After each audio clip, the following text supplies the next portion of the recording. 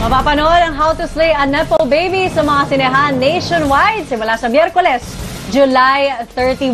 At yan ang mga nagbabagang balita.